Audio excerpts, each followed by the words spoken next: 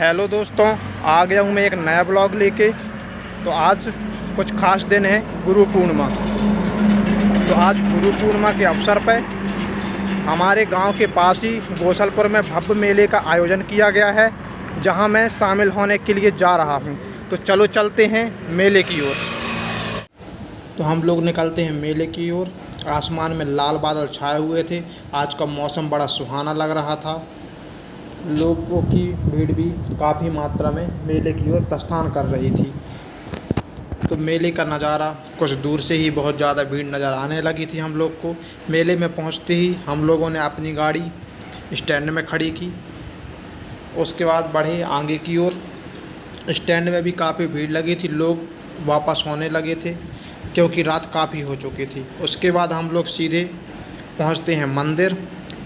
मंदिर जाते ही देखा तो मंदिर में भी बहुत ज़्यादा भीड़ थी। मंदिर में भी दर्शन करने के लिए लाइन लगाना पड़ रहा था। तो हम लोगों भी लाइन में लग चुके थे। अब देखना ये था कि हम लोग का नंबर कब आता है। कुछ देर लाइन में लगने के बाद हम लोग का नंबर भी आ चुका था। मंदिर के सामने की ओर भंडारे का भव्य कार्यक्रम रखा गया था। तो हम लोग पहले भगवान के दर्शन करते हैं, उसके बाद भंडारे की ओर बढ़ेंगे।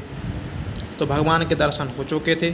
अब हम लोग को जाना था भंडारे की ओर। मंदिर के सामने वाले गेट पर भंडारे का भव्य कार्यक्रम लगा हुआ था। श्री साईं सेवा समिति के द्वारा विशाल भंडारे का आयोजन किया गया था, जहां पर हम लोग भी भंडारे के लिए लाइन पर लग जाते हैं। और फाइनली मेरे कुछ दोस्तों को भंडारे का प्रसाद मिल चुका था, पर मैंने अभी तक नहीं लिया था। लाइन में लगने के बाद मेरा भी नंबर आता है और मेरे को भंडारे का प्रसाद मिल जाता है। हम लोग सभी दोस्त मिलकर भंडारे का प्रसाद ग्रहण करते हैं। उसके बाद बढ़ते हैं आगे की ओर। तो आगे की ओर बढ़ने के बाद हम काफ़ी प्रकार की दुकानें थीं। कहीं मिठाइयाँ तो कहीं बच्चों के खिलौने बिक रहे थे।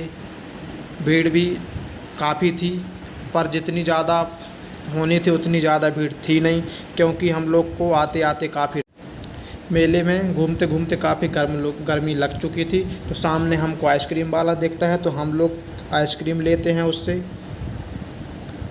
फिर आइसक्रीम खाने के बाद हम बढ़े ही थे आगे की ओर। कि आगे देखा कि एक भाई साहब अपने हाथों में टैटू बनवा रहे थे।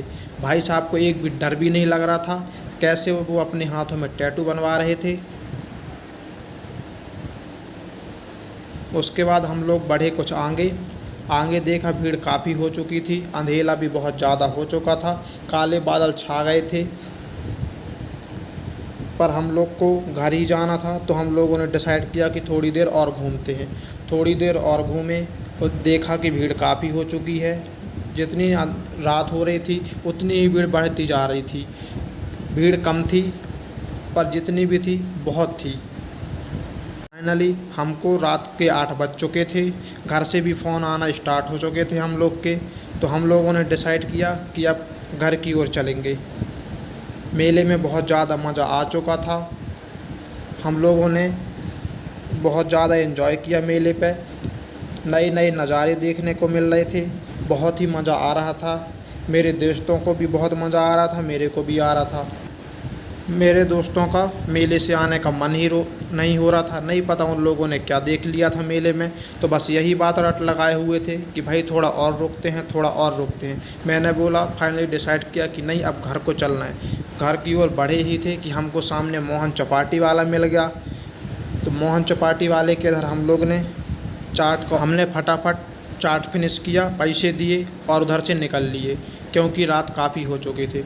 उधर से निकलने के बाद हम लोगों ने देखा कि भीड़ बहुत कम हो चुकी थी। सामने की ओर हमको एक पॉपकॉर्न वाला दिखा।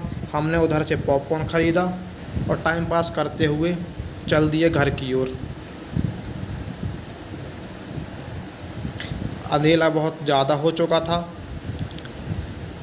घर से फ़ोन आ ही रहे थे, रुकने का नाम ना ले रहे। रात काफ़ी हो चुकी है दोस्तों। आप लोगों से मिलूँगा अगले ब्लॉग पर। जब तक के लिए बाय बाय, टाटा।